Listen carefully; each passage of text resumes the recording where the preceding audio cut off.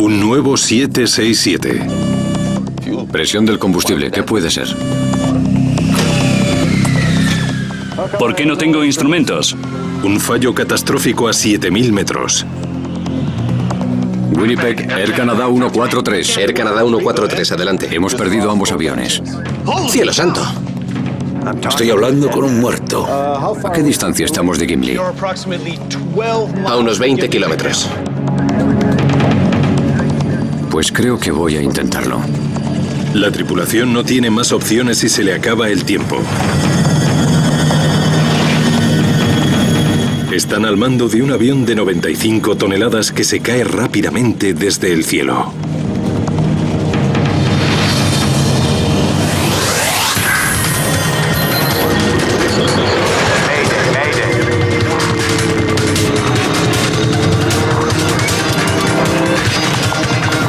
Mayday, catástrofes aéreas.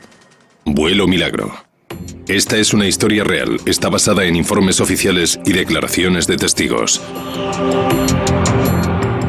En los plácidos cielos del centro de Canadá, el vuelo 143 de Air Canada acaba de superar la mitad del trayecto de su viaje de Montreal a Edmonton, en Alberta.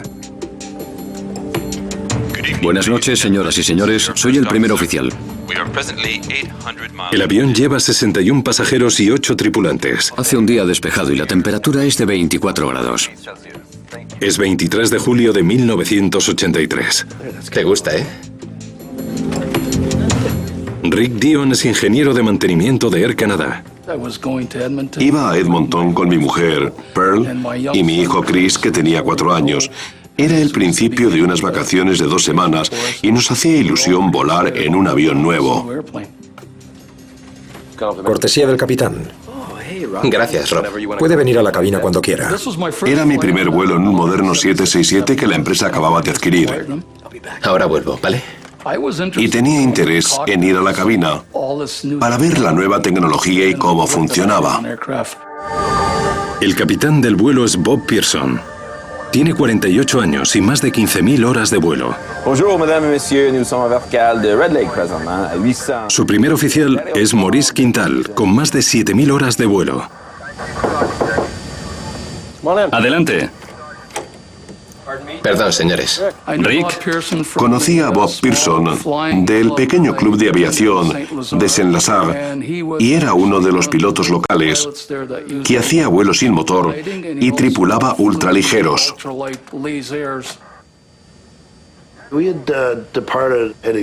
Volábamos hacia el noroeste en un día soleado y despejado de julio.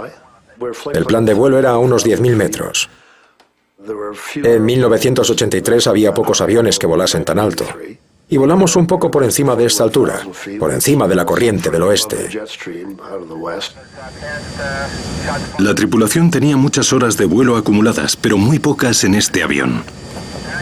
Es el avión más moderno y avanzado de Boeing, el 767.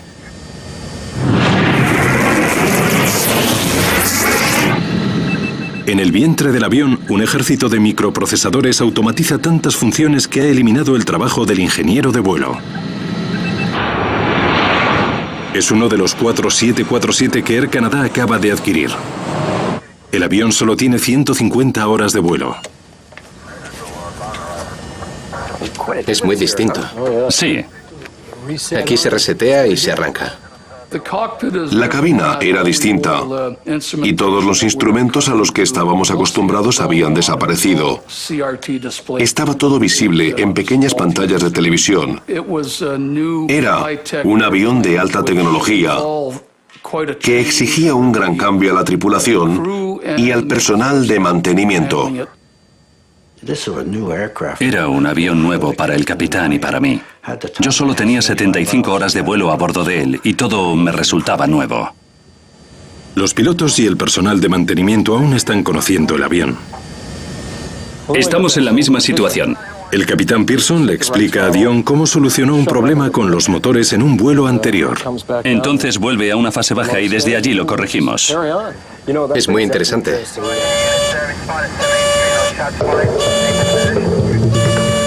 La presión del combustible, ¿qué puede ser? Un aviso alerta a la tripulación de la presión críticamente baja de una de las bombas de combustible del avión. Hay un problema con la bomba de combustible. El 767 tiene 3 depósitos principales de combustible, 2 en las alas que se usan siempre y 1 en el centro que se usa en vuelos largos. Unas bombas de combustible eléctricas extraen la gasolina de cada tanque y la suministran a los 2 motores del avión. El aviso de presión baja podría significar que una de las bombas necesita mantenimiento o podría ser algo más serio, una falta de combustible. La bomba de combustible delantera no funciona. Espero que solo sea un fallo de la bomba. Suena otro aviso de baja presión de combustible, esta vez de otra bomba en el lado izquierdo del avión. El ordenador de vuelo dice que queda combustible de sobra para el resto del vuelo. El 767 tiene indicadores de combustible digitales separados, pero en este vuelo no funcionan. Los avisos no tienen sentido. ¿Tú qué crees que es? Personalmente creo que el depósito izquierdo puede estar bajo. Yo solía trabajar con el suministro de combustible y sé que al vaciar un depósito, la gasolina empieza a salir en ráfagas periódicas y luego la bomba se restaura y entonces la luz se apaga. En este caso parecía precisamente eso. El capitán Pearson sabe que si el tanque izquierdo está bajo, el derecho también puede estarlo. Vamos a Winnipeg ahora mismo. Quiere aterrizar lo antes posible por si acaso se está quedando sin combustible. Todavía están a más de 1000 kilómetros de su destino, Edmonton, en Alberta. El aeropuerto más cercano es Winnipeg, en Manitoba, a menos de 200 kilómetros.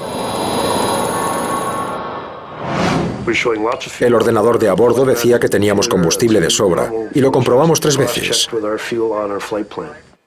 Pero decidimos desviar el vuelo a Winnipeg, donde Air Canada tenía una base de mantenimiento. Winnipeg, Air Canada 143. Air Canada 143, adelante. Ron Hewitt tiene 20 años de experiencia como controlador de radar.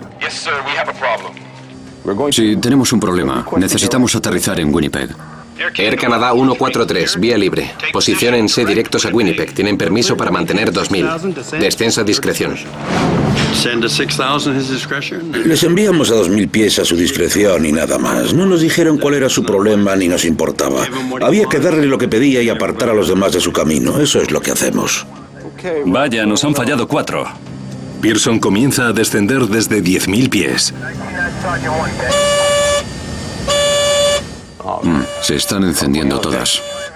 Se empiezan a encender los avisos de todas las bombas de combustible.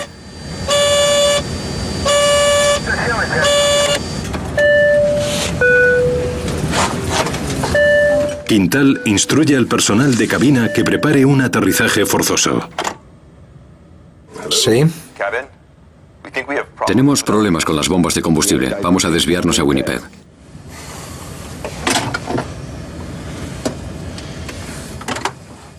Todas las azafatas a la parte delantera, por favor. Espero que sea una falsa alarma. Rick, ¿se te ocurre algo que no hayamos hecho? No.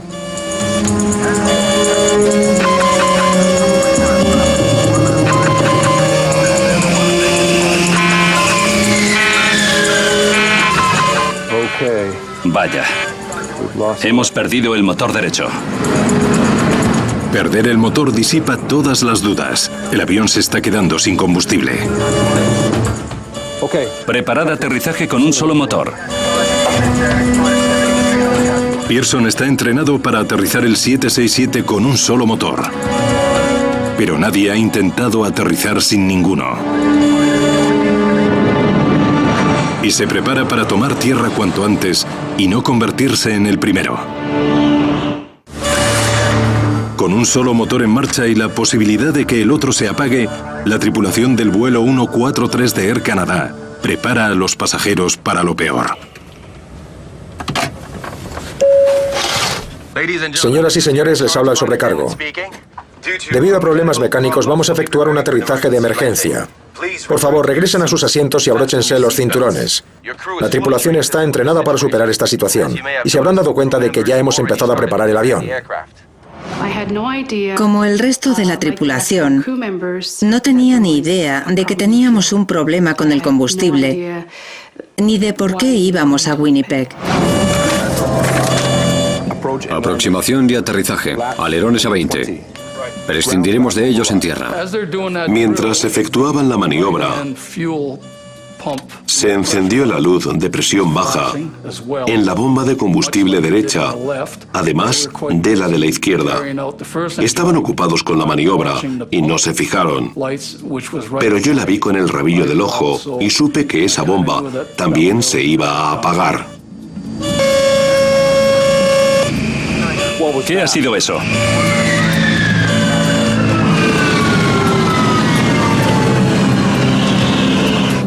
En breve comenzaremos a darles instrucciones.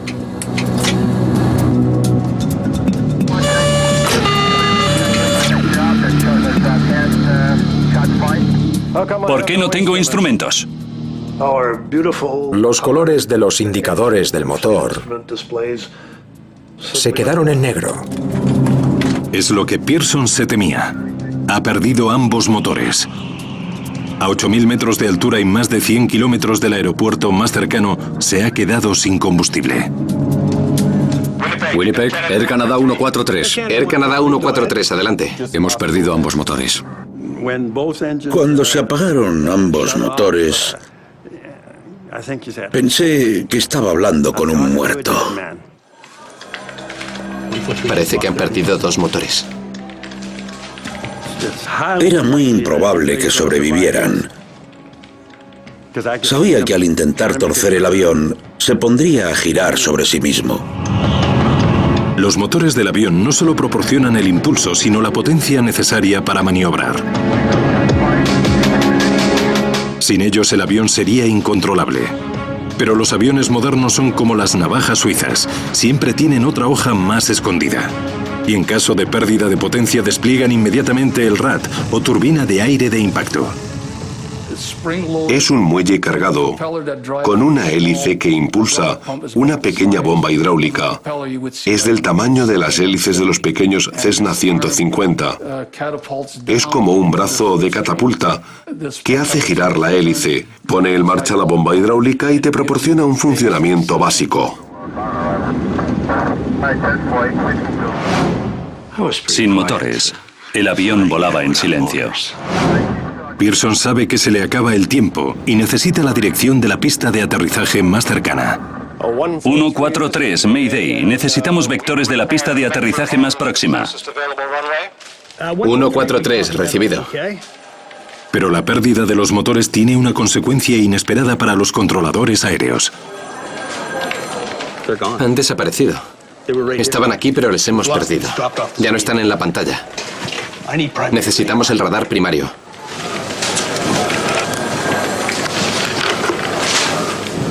143. Os hemos perdido en el transpondedor. Estamos tratando de volver a captaros. Trabajamos con el transpondedor, que es un radar secundario. Usamos la señal del piloto para dibujar el avión.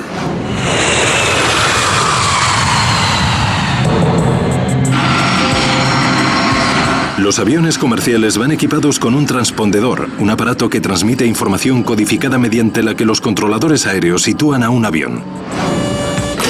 Pero cuando el vuelo 143 perdió su segundo motor, solo un pequeño número de aparatos tenía generadores de emergencia y el transpondedor no era uno de ellos, así que el avión desapareció de la pantalla de los controladores. El vuelo 143 estaba al este de Winnipeg, pero nadie sabía exactamente dónde ni a qué distancia del aeropuerto.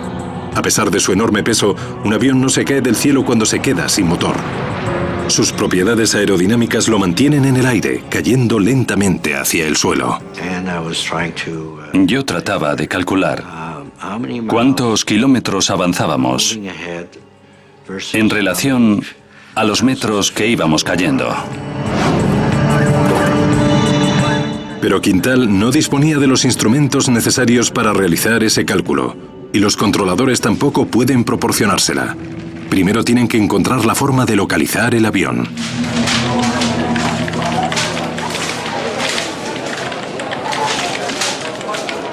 Justo antes de aterrizar oirán la orden de agacharse y abrazarse. Permanezcan así hasta que el avión se detenga del todo. Hay dos formas de abrazarse. Una es agacharse y rodearse con brazos y manos hacia el respaldo del asiento. Bryce Bell es un hombre de negocios que vuelve a su casa de Edmonton. En cuanto dijeron que íbamos a parar en Winnipeg, deseé no haberme tomado 2 copas. Pensé que el avión iba a estallar en llamas y que necesitaba estar alerta para tomar una decisión en cuestión de segundos. Creo que aquí está. Es este. Como el equipo moderno no podía ver el vuelo 143, los controladores recurrieron al antiguo radar que no requiere un transpondedor para localizar aviones. Encendí el verdadero radar, el reflexivo, que no es tan bueno y que no usamos si podemos evitarlo. Vale, ya lo tengo. A 100 de Winnipeg y 70 de Gimli. Vuelo 143. Estáis a unos 100 kilómetros de Winnipeg y a unos 70 de Gimli. Por primera vez desde que perdieron los motores, los pilotos saben a qué distancia están de Winnipeg. Puede que lleguemos a Winnipeg. Pero Quintal cree que Gimli es una apuesta más segura. Gimli en Manitoba tiene una base aérea militar en desuso. Está a unos 30 kilómetros más cerca que Winnipeg, y por suerte, Quintal se entrenó allí cuando estaba en las fuerzas aéreas y la conoce muy bien.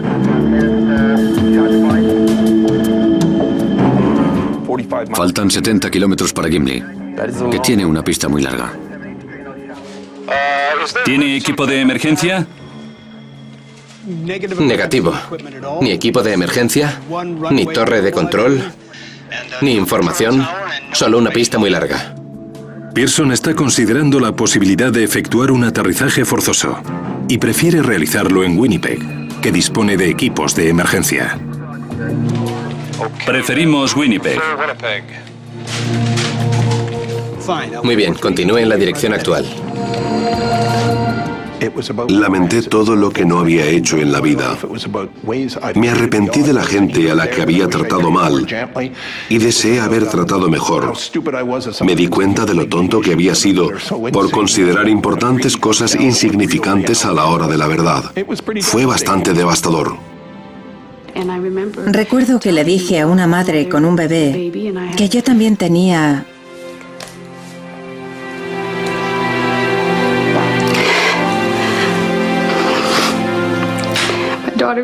una hija, Victoria, y que iba a salir todo bien. Estoy orgullosa de haberle podido mirar a la cara y decirle sinceramente que todo se iba a arreglar. ¿A qué distancia estamos? Están a 75 kilómetros de Winnipeg. Recibido. Los controladores ya ven el avión en la pantalla y transmiten a Quintal los datos necesarios para calcular si pueden llegar a Winnipeg. ¿Cuál es su altitud ahora? 2.500 metros. A unos 2.500 metros sobre el suelo, el capitán puede ver su destino. El aeropuerto de Winnipeg está a menos de 50 kilómetros. Ya lo vemos. Pero las noticias de Quintal no son buenas. Maurice estaba calculando nuestra situación con los datos sobre altitud y distancia que nos proporcionaban desde Winnipeg y llegó a la conclusión de que no llegaríamos tan lejos. No avanzaremos más de 30 kilómetros. No llegaremos a Winnipeg. Quintal calcula que al ritmo al que van les faltarán unos 20 kilómetros para llegar a Winnipeg. ¿A qué distancia estamos de Gimli? A unos 20 kilómetros. ¿Dónde está? ¿Dónde está Gimli? A tu derecha. Gira a la derecha en 345. Está a unos 15 kilómetros de vuelo. Bien. Iremos allí. Voy a ver a mi familia. Ya no me necesitáis aquí, ¿no? No.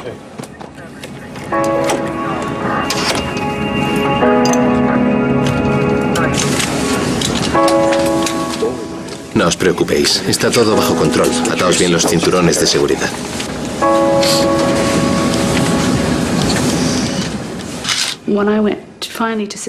Cuando por fin me senté, pensé que había llegado el final.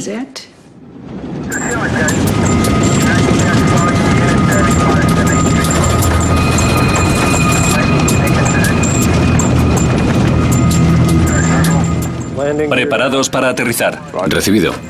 Quintal baja el tren de aterrizaje.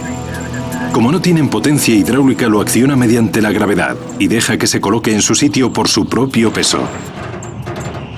Es muy pesado. Se coloca bien y se encienden 2 luces verdes para confirmarlo. Pero el tren del morro pesa menos y no se instala bien. Notamos que el tren principal se había encajado bien, pero no nos dimos cuenta de que el morro no se había enganchado. Ocurrió en el último momento. Y no lo mencionamos porque no podíamos hacer nada. Lo importante era que el avión llegase a la pista. 8 kilómetros para aterrizar. Recibido. Ya vemos la pista. A 8 kilómetros de Gimli, Pearson y Quintal ven por fin la pista de aterrizaje. Pero hay un problema. Estamos demasiado cerca. Hay que descender mucho más deprisa. Sí, lo sé. Pearson ya está casi en la pista, pero está demasiado alto. Si desciende a un ritmo normal, se la pasará de largo. Pero si desciende demasiado bruscamente, el avión ganará velocidad de forma peligrosa. No será capaz de detenerse antes del final de la pista. En los aterrizajes normales, ralentizamos el avión mediante los alerones a la vez que descendemos.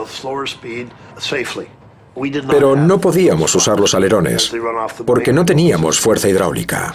¿Y ahora qué hacemos? Tenemos 2 posibilidades. Una de ellas era dar un giro de 360 grados para perder el exceso de altitud. Pero, por otro lado, tardaríamos 3 minutos en hacerlo.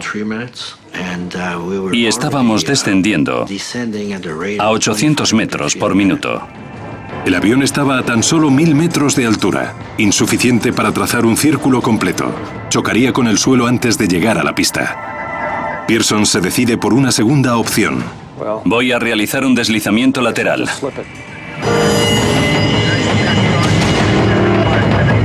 Pearson decide efectuar una maniobra de deslizamiento lateral que no se emplea en los vuelos comerciales, pero que a veces emplean los pilotos de vuelo sin motor. Y el capitán tiene mucha experiencia en planeadores. Creo que voy a deslizarme de lado junto a la pista y luego enderezarlo. Vale. Es una maniobra que implica lo que se llama cruzar los controles. Allá vamos. Planea forzar al avión a descender de lado en caída libre para permitir que pierda altura rápidamente sin ganar velocidad. Pearson nunca ha efectuado una maniobra similar en un planeador y la va a intentar ahora con un Boeing 747. La única forma de controlar la velocidad y el descenso era inducir un arrastre en el fuselaje mediante el timón, cruzando los controles del timón y los elevadores de cola y los alerones de las puntas de las alas, como si el avión fuera un cangrejo. Podría variar la configuración para aumentar o disminuir la velocidad y la altura. Pearson controla el descenso del avión usando los timones y alerones para cambiar el ángulo. Cruzar los controles implica inclinar las alas en una dirección y girar el avión en sentido opuesto, empujándolo de lado contra el aire. Pero cuando el vuelo 143 comienza a bajar a tierra, Quintal descubre algo que no esperaba. La pista en la que se entrenó hace 15 años ya no es una pista.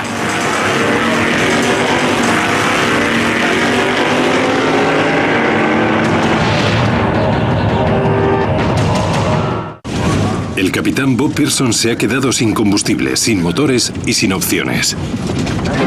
Si no logra alinear el avión con la pista de aterrizaje de Gimli, no tendrá una segunda oportunidad.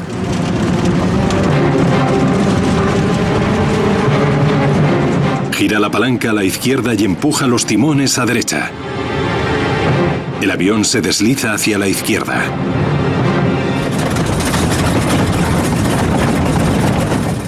Estábamos sentados en el centro del avión, en la zona más sólida, y había probabilidades de que todo saliera bien. Pero cuando empezó a deslizar el avión de lado, perdí toda la fe.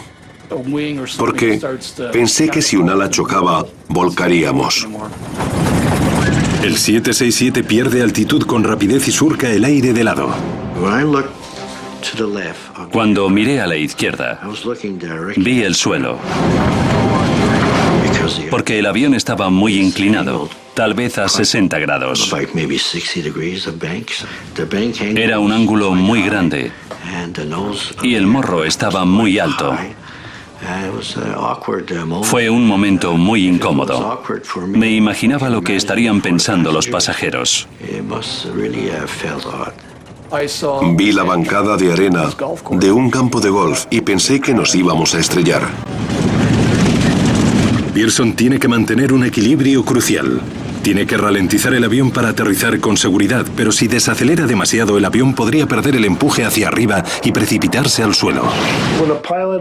Cuando un piloto aterriza de forma normal, maniobra constantemente accionando las palancas. Pero yo no podía accionar ninguna.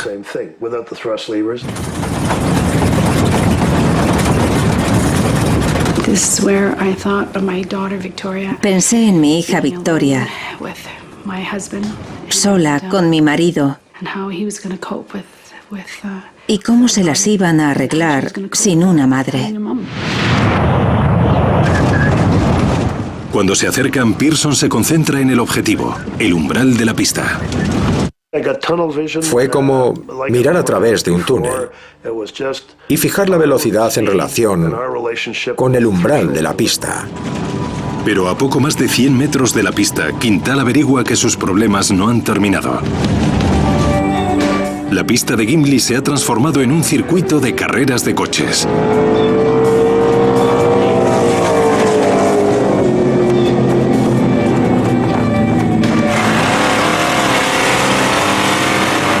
Hoy es sábado, y no es solo día de carrera. Además hay muchas familias presentes. La carrera ya ha terminado, pero el aeródromo está lleno de miembros del club automovilista local que han acampado con sus familias para pasar el fin de semana. Dos niños han decidido montar en bici por la pista y no oyen el avión que se acerca en silencio, sin motores. Y otra cosa que el 767 no tiene es bocina. ¡Agárrense! ¡Agárrense para aterrizar!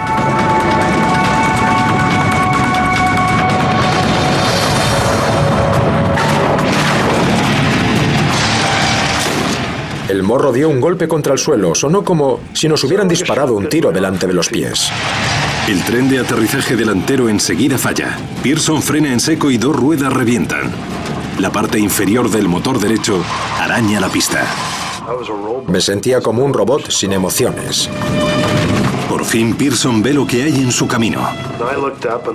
Miré y vi a dos niños en bici, por la pista, a unos 300 metros de donde estábamos.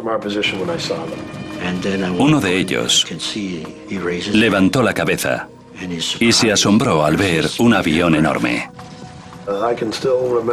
Todavía recuerdo la mirada de terror en sus caras. Estábamos tan cerca que se podía ver.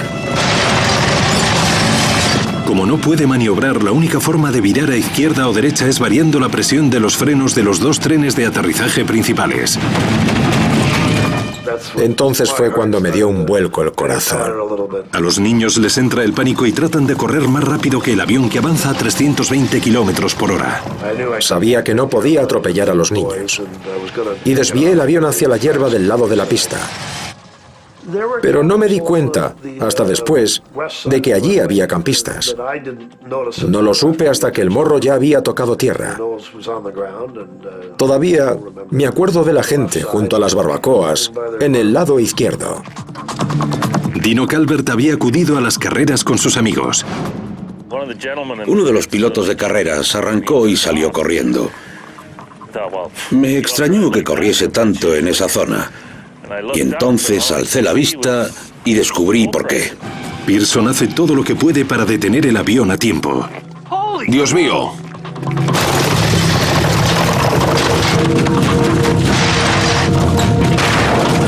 El avión choca con una medianera instalada en mitad de la pista. ¿Cuánto humo, Bob?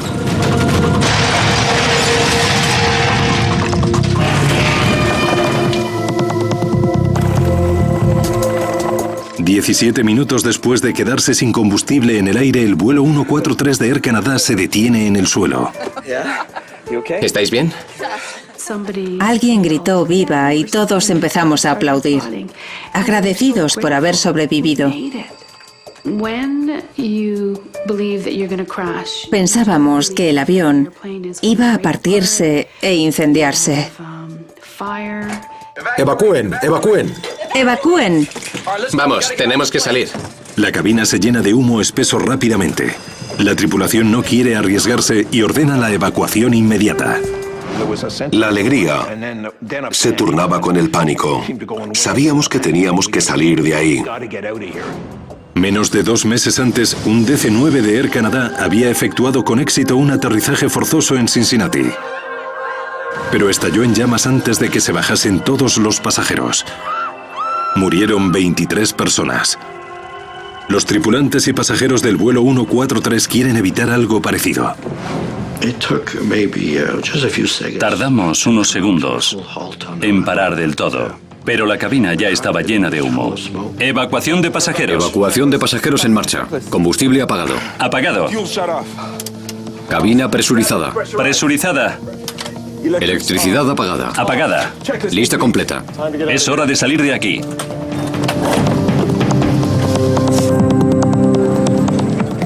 Vamos, coged los extintores. Cogimos los extintores, porque nunca se acude a una pista de carreras sin ellos, y corrimos hacia el avión. Vimos cómo salían las pasarelas para bajar como las patas de una araña. Parecía que el avión se había parado apoyado en el morro. Cuando abrí la puerta y vi lo altos que estaban los toboganes, pensé cómo iban a poder bajar los pasajeros. Debido al ángulo del morro con el suelo, los toboganes de atrás no llegan al suelo. 10 personas resultan heridas leves durante la evacuación, la mayoría por bajar por esos toboganes. Oí por la radio que el avión había aterrizado de una pieza y nos alegramos mucho. Lo celebramos porque todos los pasajeros iban a dormir en sus camas esa noche.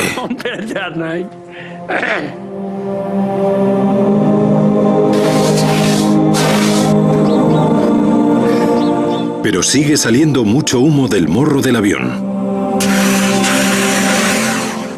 Resulta que había 15 centímetros de material aislante entre los revestimientos interior y exterior, y había empezado a arder por la fricción. Las azafatas tienen buenas noticias. Los 61 pasajeros ya han bajado del avión. No hay ningún herido grave. Deje que le ayude.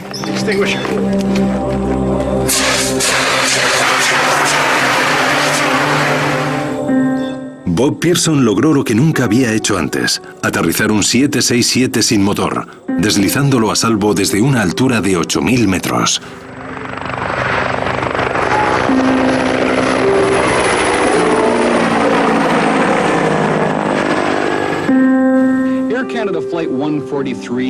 El suceso pronto copa los titulares internacionales.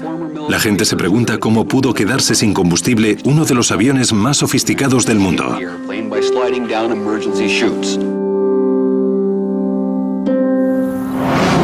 Al día siguiente comienza la investigación.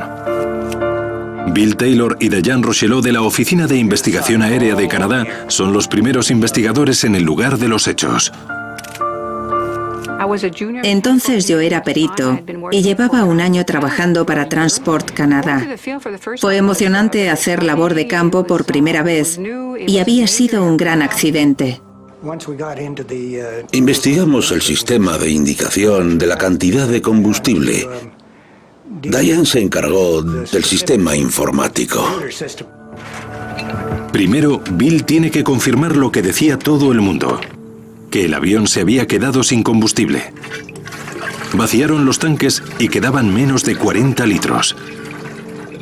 Y un 767 puede llevar hasta casi 100.000 litros. Es como llevar 5 cucharadas de gasolina en un coche. Después tuvo que evaluar la posibilidad de una fuga de combustible durante el vuelo. Buscamos pruebas de algún tipo de fuga de combustible. Incluso entramos en la bodega seca del avión. Aunque soy claustrofóbico y no me hizo gracia, me arrastré por dentro con una linterna y no vi ningún escape de gasolina. La única conclusión posible fue que el avión había despegado sin suficiente combustible. ¿Pero por qué? No me puedo creer que esté de una sola pieza. Diane Rochelot busca la respuesta en la sofisticada bodega electrónica alojada bajo la cabina. Era un tipo de avión nuevo, muy informatizado.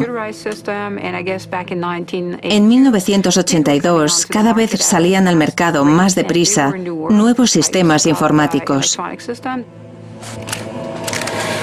Diane confirma que una unidad informatizada, el procesador del indicador digital de combustible, había estado funcionando mal. Y como en Montreal no tenían un repuesto, no lo habían sustituido. Diane se lo lleva para examinarlo. Decidimos llevar el procesador de combustible a su fabricante, Honeywell, en Indianápolis. A mí me tocó llevarlo y efectuarle todas las pruebas. Descubrimos que no funcionaba bien. Profundizamos y descubrimos uno de los circuitos, el carrete inductor, que es una parte muy pequeña, encapsulada y recubierta de plástico por el fabricante, que no puede verse. Pero al retirar el plástico, vimos que no estaba bien soldado, lo que había causado el mal funcionamiento del sistema. El procesador defectuoso explica por qué no funcionaban los indicadores de combustible, pero no por qué no había suficiente combustible. Los indicadores no funcionaban. El personal de tierra no podía fiarse de ellos al repostar combustible. Por eso efectuaron una comprobación manual antes del despegue del avión. ¿Y qué hicieron entonces? Una comprobación manual de ambos depósitos. Y después los llenamos con suficiente combustible para el viaje a Edmonton. El vuelo 143 debería haber despegado con suficiente combustible. Muy bien, gracias por su ayuda.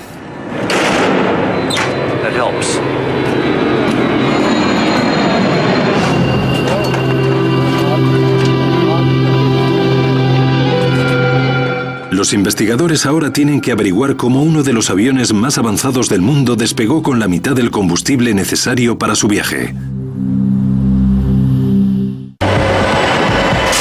Los investigadores saben que con los indicadores de combustible averiados, los depósitos se comprobaron manualmente y se repostó el combustible necesario para llegar a Edmonton.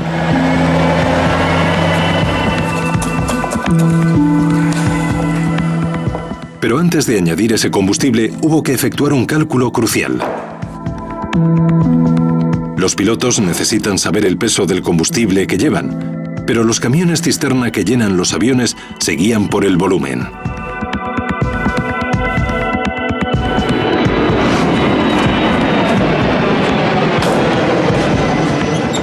Para que pilotos y camioneros se entiendan, hay que convertir el volumen en peso.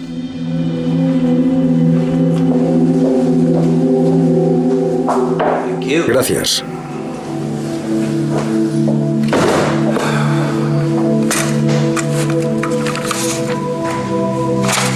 Los investigadores revisaron una y otra vez la conversión.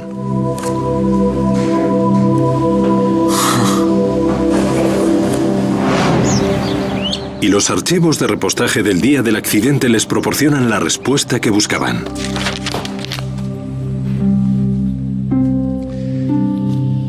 Esto es un típico informe de repostaje. Cuando empiezan a investigar los cálculos del vuelo 143, Este es el del vuelo 143. no presenta ninguna anomalía. El documento muestra claramente la cantidad de combustible en los depósitos izquierdo y derecho, pero a los investigadores les preocupan dos cifras en particular. Una es la conversión del volumen en kilos y la otra la conversión en libras. No deberían haber usado ambas. ¿Lo convertiste en kilos o en libras? En libras. No en kilos. ¿Puedo volver a verlos? Las entrevistas con los técnicos revelan que el accidente del vuelo 143 No sé lo que hice. estuvo causado por un fallo humano que provocó un error de cálculo a causa de una formación inadecuada. Los técnicos que repostaron el avión se confundieron al convertir el volumen del combustible del camión al peso del combustible de los depósitos del avión. Y nadie se dio cuenta del error de cálculo.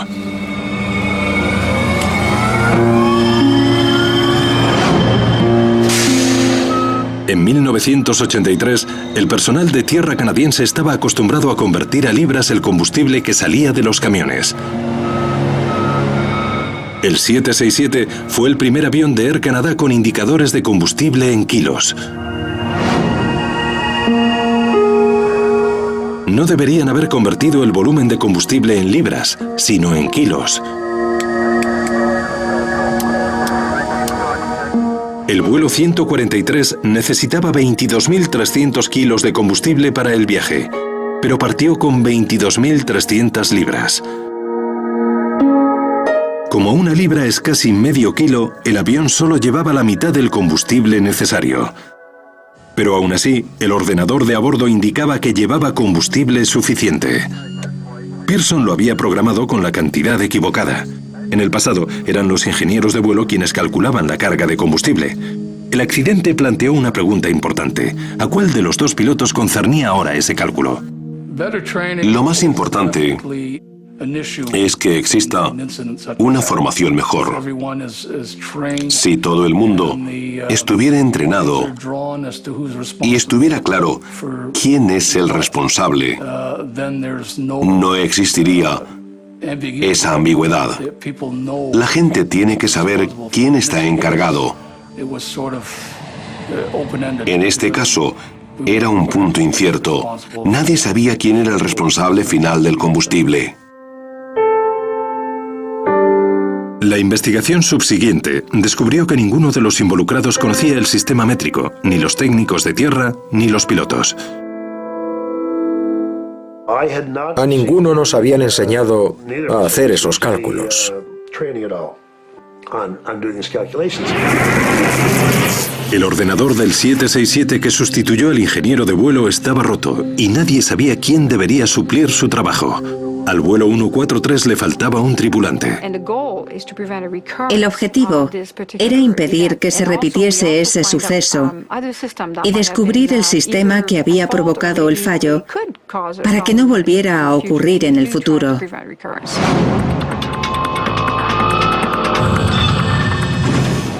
¡Vamos allá!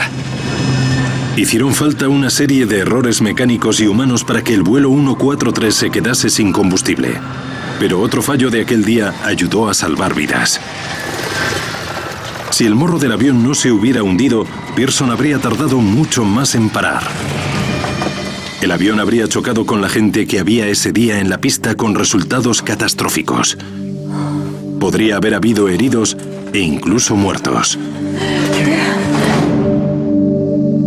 Pearson y Quintal fueron culpados parcialmente por su papel en el suceso.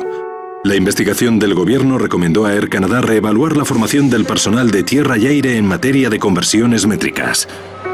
También aconsejó que la línea aérea mantuviera más repuestos, en especial procesadores de indicadores de combustible. Rick Dion se retiró en 2003 tras una larga carrera como coordinador de mantenimiento de Air Canada. El primer oficial, Maurice Quintal, fue ascendido a capitán en 1989.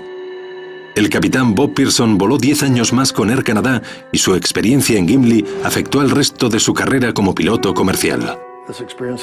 Me afectó porque me hizo más relajado como piloto. Por mucho que te entrenes durante años, nunca sabes cómo vas a reaccionar a la hora de la verdad. Ahora sé que pase lo que pase, si el avión se mantiene en una pieza, soy capaz de aterrizarlo a salvo.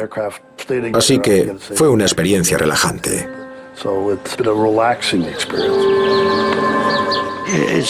Ahora sé cómo puedo reaccionar bajo presión. Antes no lo sabes. Te entrenas y cruzas los dedos, pero nunca lo sabes. Fue una maravilla que lo superasen. Lo intentaron repetir en un simulador de vuelo de Vancouver con distintos pilotos y todos se estrellaron.